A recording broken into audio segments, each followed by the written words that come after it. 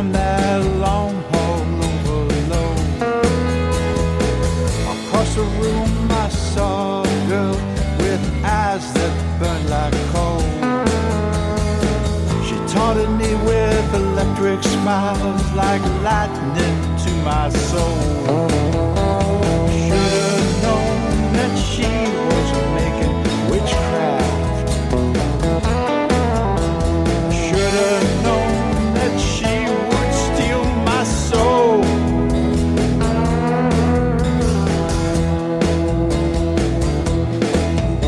She asked me for a dance, then she cast her temptress spell. Seductive moves and whispers like a siren sent from hell. She told me where her room was and she beckoned me to go. Her body heat washed over me like a steaming lava flow. I should have known that she was making witchcraft. I should have known that she would steal my soul. I should have known that she was making witchcraft. If you would like to hear Night Dreams Talk Radio on your local radio station, let them know. Tell them to check out www.nightdreamstalkradio.com. And thank you. You are listening to Night Dreams Talk Radio Network, from our compound to you worldwide, with your host, Gary Anderson. That is me with James, and at top of the hour, we're going to have a good friend of mine. We have Tom Davis on, who's a retired Seattle police officer, who's the lead singer for Marathon Power and Light. I tell you what, I really like the music. That was him singing there during the break. James, are you still here? Yes, I am still here. I'm still intrigued by your UK stories. Yeah, turn up your mic gain just a little bit on that microphone, just a little bit. You know, out of the UK, it was reported they were getting spooky SOS calls from a crew of a freighter. And when they went out to investigate it, well, they were all dead, and their faces were frozen in fear. Wow. Now, see, that stuff like that really gets me intrigued, because how do these people die? I mean, I've read another case like that where they still had food sitting there, so they didn't die from hunger. Something scared these people. I mean, you know, they truly were scared by something. I don't know. Something, you know, again, you know, off of Florida, off the coast, the Triangle, occasionally some old ships, you know, appear and disappear. You know, ones that been maybe floating out in the ocean for 30, 40 years. You know, there was a case of a freighter a few years ago that actually was floating, and it didn't sink from the late 30s. And it was just drifting and drifting around. Yeah, I remember that. And, you know, it's funny you mentioned that. Back in the early 80s, I lived in Florida for a bit, and I used to go out in the Bermuda Triangle all the time fishing. And one afternoon, we went out. It was nice, beautiful, flat seas, beautiful fishing. We was out about 20 miles, maybe 30. And I mean to tell you, out of nowhere, come 12-foot waves and storm. It was bizarre. And I got to tell you something. I don't know if you've ever been on 12-foot waves, and we was on a 60-foot boat. And when you're on 12-foot waves, what happens is you go way up 12 foot on top of this wave, and then the bottom drops out, and you go slam. You slam right down, and when you look, you see nothing but water 12 foot all the way around you. It's bizarre. And then you do the process all over again and over again. You just get beat up, and I got to tell you, it was the spookiest thing I ever came across, and that was before all the like they have now with the weather and all the updates. But that was bizarre. It just came out of nowhere. So I could see how, you know, a ship catches a rogue wave or something, and you're done. You're disappeared. Yeah, but could you imagine, though, a ship fully intact, okay, it's been floating for like 50 years or 60 years, 70 years out there. There's nobody on it, you know, all rusted up, and, you know, and surprised it hasn't even sunk. But I tell you, things like that, you know, appear, and then it's scary. You know, a few years ago, you know, even off Washington coast, an old Russian ship, research ship that was abandoned, that they were actually going to take and tow it somewhere, you know, to get dismantled. And it broke loose, and for years it was popping up off the Washington coast, Oregon coast. Finally, it ended up off of the up in Canada, off the, I think, Vancouver Island, and they, you know, went and got it, and then they took it out and sunk it. Yeah, there's a lot of crazy waters up around where you live, all the way up to Alaska, and there's all kind of. I bet there's other ships out there doing the same thing. They get in those currents, and it's a wonder they don't sink, like you say, you know, And again, some of those, they get on there and the people they're just dead and they don't know why, or the whole crew is gone, or there's nobody on there at all, which is another mystery. It is. And can you, again, it's out of the UK. So I think out of the UK, they have better paranormal stories than we do. Could you imagine a boyfriend is shocked when he sees a penis on his, you know, the outline of a penis on his girlfriend's leg after they just went someplace that was haunted? And they left, and then all of a sudden she had an outline of a penis on her leg. I'm not joking. I'm reading it right there. It's right there, people. Of course, it's on the internet. If you want to read fake news or hear fake news, go on the internet. There's so many ways I could go with this one, but I won't. I gotta say, sounds like she got a serious spirit attachment going on right there. She might have been violated by one. Maybe it was that pirate. You know, he maybe he was cheating on that lady with her. But you know, there's cases where people, you know, gone in and, you know, like mediums and did their thing, and then all of a sudden, whatever was on that other person now has possessed them, and they go home with it and they start getting scratches and stuff.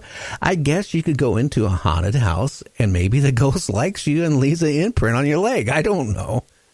I'm telling you, that's what I call a serious spirit attachment. My goodness. I would go get that suntanned really fast and get rid of that. And then out of the UK last Christmas at a haunted house, or a house that was noted to be haunted, they put a Christmas tree up, the new owners, and all the bulbs all at once exploded at the same time. Oh my goodness! You know what? There was actually a case here in the United States similar to that, and I think it was last year, or year before. I seen it on a documentary where the family, they had a Christmas tree, they had it up and they had the bulbs on, and same kind of thing. The bulbs, I don't know what it is, spirits. I guess that's one way to get your attention. They just bust some bulbs, you know. That would get anybody's attention. Oh yeah. I just want to say tomorrow we got Ken Gerard on. Now he has he's on a couple cable networks with shows, and I tell you what, we're going to be talking about cryptics tomorrow. And it's going to be really exciting. I just can't wait to get into it. October, I plan to be talking about, you know, scarier things, you know, during the course of the month. Not every day, but at least a couple times a week. And I'll tell you what, I am so glad to have Ken Gerard on the show. Oh, yeah, man. Ken's a friend, and he's a real good guy, and he's extremely knowledgeable on all things cryptids. You name it, he's got it covered. And he's very articulate. So he's going to be a great guest. I'm looking forward to it. Yeah, and I know he's willing to listen to anything, you know, with Mothman and Bigfoot and all those little creatures on it. Absolutely. You know, I love, because, you know, it seems like there's all kind of ghost stories and things out there like that. But there's not enough. There's not as much on the cryptid end, it seems like, as there is on the ghost stories and stuff. So I always love hearing anything new or even old stuff about cryptids and Mothmans or even the Owlman or whatever it may be. Well, only again out of the UK. That's what I'm reading tonight. News out of the UK. A woman has had sex with 15 ghosts at this hotel, and she's now in the process settling with the owner for, for her ordeals that she had to go through. Well, I will say this. If you're having sex with ghosts, you stand a big risk of having an STD, which is a spiritually transmitted disease known as attachment. Man, you got to be careful. Listen, that's one thing. It's dangerous enough to have sex out there, but to have it with a ghost, I mean, my good God, that's just that is spiritual transmitted disease. That's what you're going to get. That's what you open yourself up to. Well, I guess, why would you even go to a place that's haunted and spend the night there anyway and not expect something to happen, but to basically be raped by 15 ghosts a whole night long? Why were you there? To be, one right after. Oh, wow. I just can't believe that one. But you know how it is out of the UK. They're older now. So, they're rich with the paranormal. Let's face it. You know how they did a lot of executions around the 1800s in the UK, or especially out of London. They would take the condemned prisoners out of the prison and march them over to the docks, by the river there, tie a rope around their neck, and then make them walk the plank. Oh, my goodness. What the heck? Jeez. And then they would leave their body up there till it decomposes. Oh, boy. That would be horrid. Could you imagine the smell and just the sight of that to go with the smell? That would be enough to traumatize you. My goodness. No, and then they wonder why they have evil spirits coming back and haunting people. Would you be at rest if they did that to you? Well, one thing, if I got on one of those boards and walked out, they would snap, and then no. But on the thing is, they did that because I guess people like watching executions back those days, and instead of just having a hangman, like we did it, where they just go up a scalpel and then they put the rope and then the trap door opens, they did it one bit better. They just walk out over the river and, walk off the plank. Oh, boy.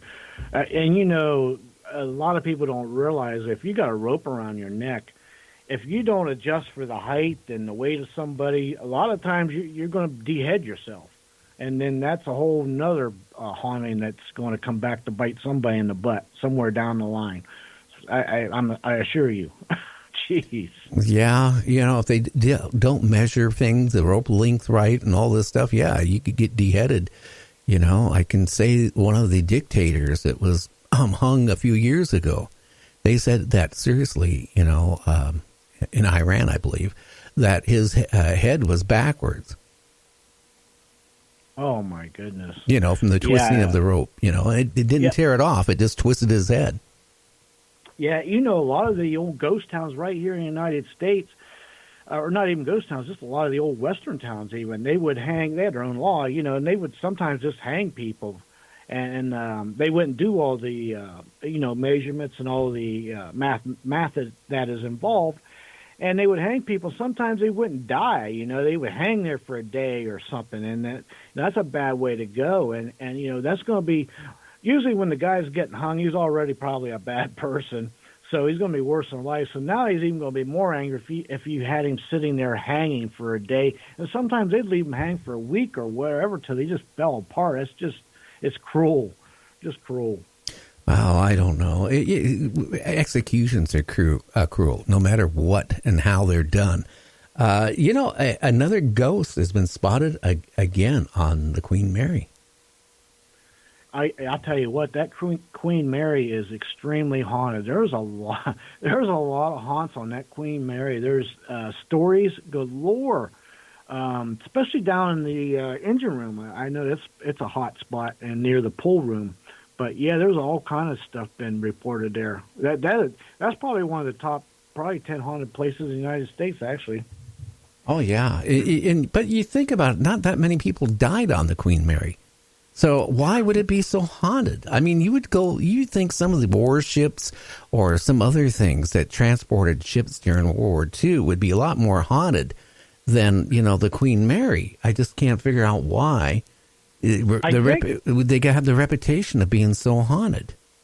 I do think that they transport a lot of wounded soldiers from back over to here maybe, and I think a lot of them may have died, in transit. They didn't make it maybe. And plus, over a, 40, 50-year span it had, I'm sure it had a few deaths in there. But, yeah, you would think it wouldn't be not like a warship anyway, right? I agree with you. I don't know. And then in this, station where it's been abandoned for 40 years where the trains used to run, some ghost hunters went in there and they